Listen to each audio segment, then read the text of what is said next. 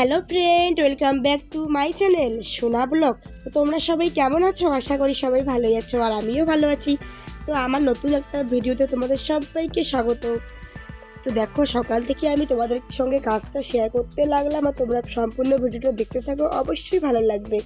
আর জানো তো, আজকে হচ্ছে না বৃহস্পতিবার। তো দেখো, কালকে আমি বাড়ির সম্পূর্ণটা লেপে নিয়েছি। তো আজকে না, যেহেতু লক্ষ্মী মায়ের পূজা দিব, তো ওই জন্য আমি আমাদের লক্ষ্মী মায়ের ঘরটাকে আমি মুছে নিলাম। আর আর সব জায়গা তো মুছে নেওয়া হয়েছে কালকে। তো তারপর দেখো, আমি না মুছে নিয়ে স্নান করতে বসলাম। আর জানো তো, আমাদের না কলের জলে না অনেকটা আয়রন, তো তবুও কী করব। কিন্তু আমাদের বাড়িতে না সবাই না পুকুরে চান করে, তো আমার না পুকুরে চান করতে একদম ভালো লাগে না। তো আমার যেদিন একটু মন চায় যে আজকে পুকুরে স্নান করব, তো সেদিন পুকুরে করি। তাছাড়া না আমি কলেই বেশিরভাগ স্নান করি। আর জামা কাপড় কিন্তু আমরা পুকুরেই ধুই, কেননা কলের জলে ধুলে না একদম ভালো লাগে না, জামা কাপড় অনেকটাই নোংরা হয়ে যায়। তো তারপর দেখো, আমি স্নান করে সোজা চলে গেলাম পুজো দিতে ঠাকুরকে। তারপর আমি ফুল, তারপর লেস পাতা সব নিয়ে নিয়েছি। আর এদিকে দেখো, ঠাকুরকে পুজোও দিয়ে দিলাম। তো কেননা আজকে হচ্ছে বৃহস্পতিবার, তো আজকে লক্ষ্মী মায়ের পুজো দিতে হয়। আর আমি লক্ষ্মী মায়ের পুজো দিয়ে পাঁচালিটা পরবো। তো আজকে একটু তাড়াহুড়ো আছে জন্য দিনের বেলা পাঁচালিটা পরলাম না, তো রাত্রেবেলায় পরে নেবো পাঁচালিটা। আর জানো তো, আমি কোনো দিনও প্রত্যেক বৃহস্পতিবারেই আমি পাঁচালি পড়ি। এটা আমার আগের থেকেই আমার অভ্যেস হয়ে গেছে। তো তারপর না আমি পুজো দিয়ে সোজা চলে আসলাম আমাদের ঘরে। তো দেখো, আমার মেয়েটা আজকে দেরিতে উঠেছে ঘুম থেকে। তো ওই জন্য দেখো বিছানা পাটি কীরকম করে, ও ঘুম থেকে উঠে না বিছানার মধ্যে না অনেকক্ষণ ধরে খেলা করছিল। তো খেলা করতে করতে বিছানাটার আকার দেখো কীরকম করে, বালিশ কোল বালিশ সবগুলো কীরকম করে এলোমেলো করে রেখেছে। তো তারপর আমি ঘরে এসে দেখি যে এগুলো এরকম এলোমেলো করে রাখা।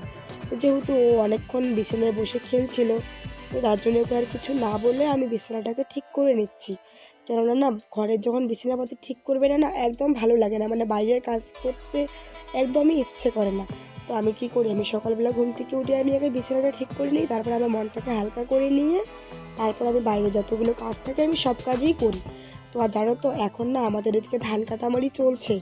তো তারপরেও এই যে মনে করো ধান কাটামারি আজকে একটু ফ্রি আছে, তো ভাবলাম যে না, আজকে ভিডিওটা একটু করি, কারণ আজকে মাঠে যেতে লাগবে না। তো তার জন্য আমি কি করলাম, আজকে ভিডিওটা শ্যুট করতে লাগলাম।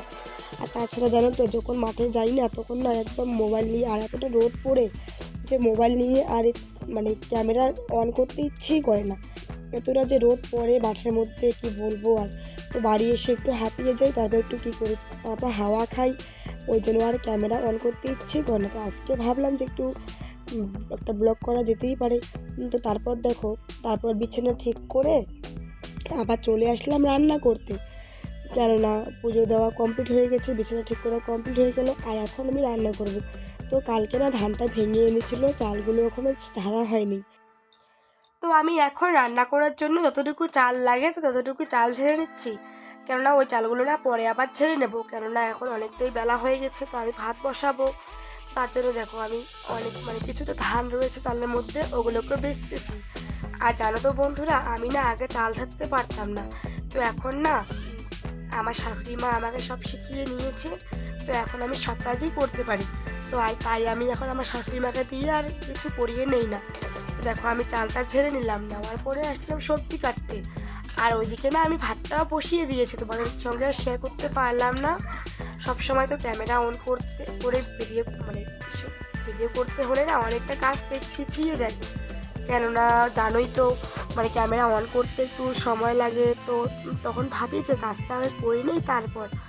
তো ওই জন্য তোমাদের সঙ্গে শেয়ার করলাম না। আর আমি না কি করি জানো, আমি আমাদের বাড়িতে কীরকম যে আমি ভাত বসিয়ে দিয়ে তারপর সবজি কাটি, কেননা আগের থেকে সবজি কম কাটি।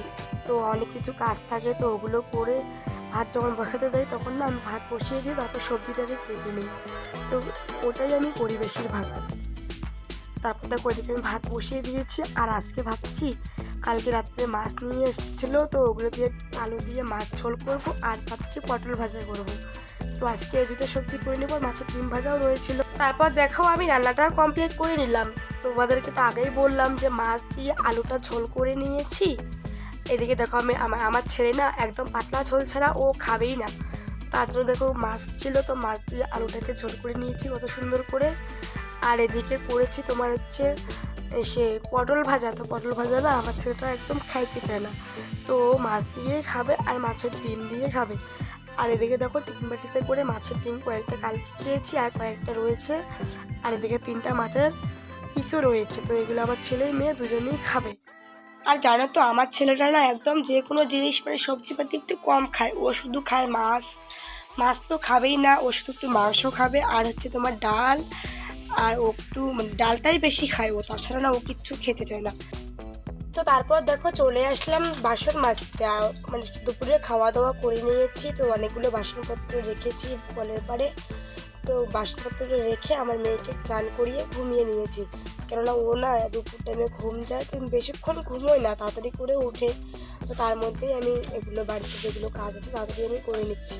তো দেখো বাসনপত্রগুলো না মাজছি আর ভাবছি যে দেখো যে এত রোদ উঠেছে যে কতক্ষণে আমি বাসনপত্রগুলো মেজে আমি একটু রেস্ট করবো, তো ওইটা ভেবে তারপর দেখো বাসনপত্রগুলো তাড়াতাড়ি করে মেজে নিচ্ছি, আর এতটাই গরম কি বলবো আর, তো মেঝে একটু রেস্ট করলাম। তো রেস্ট করে ভাবলাম যে না আর বেশিক্ষণ রেস্ট করবো না, আবার এদিকে আবার কাজের বেলা অনেকটাই হয়ে যাবে, মেয়েও উঠে নেবে, তারপর একটুখানি রেস্ট করে তারপর চলে আসলাম বাড়ি ঝাড় দিতে। তো দেখো আমাদের বাড়িটা না অনেকটাই বড়, ঝাড় দিতে অনেকটাই সময় লাগে, তো ওই জন্য আগের থেকেই আমি মানে একটু রোদ থাকাতেই চালু করে দিই আমি ঝাড় দেওয়া। দেখো আমি আগে না ঘর সব ঝাড় দিয়ে নিলাম, এখন আমি বাইরে ঝাড় দেবো, বাইরে আছে অনেকটা বড় জায়গা আছে, তো ওইদিকে আমি ঝাড় দেবো, তো দেওয়া হয়ে যাবে। তো জানো তো আমি না সংসারের সঙ্গে আমি যুদ্ধ করে কাজ করি, এই যে সকাল থেকে রাত পর্যন্ত মানে সংসারের সঙ্গে যুদ্ধ করি, এইরকমটাই আমার মনে হয়। ওই যে আমি তোমাদেরকে বললাম যে দেখো সংসারের যুদ্ধ, তো সত্যি তো সংসারের যুদ্ধ, যত ভাবছি যে এই কাজটা করে আজকের মতো আর কাজ করব না, তো কাজ দেখো আমার পিছন ছাড়ছে না, মানে এটা করে আবার ওটা করতে হচ্ছে, এটা করে আবার ওটা করতে হচ্ছে, মানে কাজ আমাকে ছেড়ে দিচ্ছে না, আমি যদি ছেড়ে দিতে চাইছি তো ও কাজ আমাকে ছেড়ে দিচ্ছে না। তো সত্যি এত যে কাজ করতে হয় কিছুই বুঝতে পারছি না, তো কি আমার না কাজ করতে না ভালোই লাগে, কেননা সংসারে